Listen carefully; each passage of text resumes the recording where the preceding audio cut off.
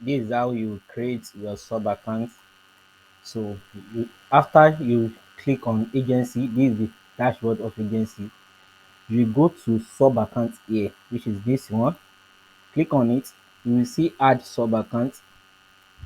You see add sub account. Click on add sub account. Then you will see something like this one. Now pick according to what you have. Now, for example, now according to agency, travel, look for travel. You can search on it,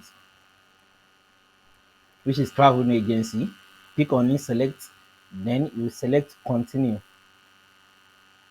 Select and continue. Wait for it to pop up. Then it will pop up like this. Now you need to, instead of searching location, you need to add it manually. So click on add it manually. Then you can start filling your details, your phone number, your address, your name.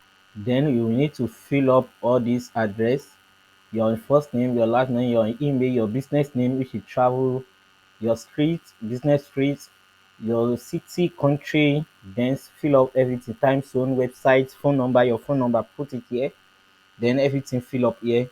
Then you can start uh, going to set up.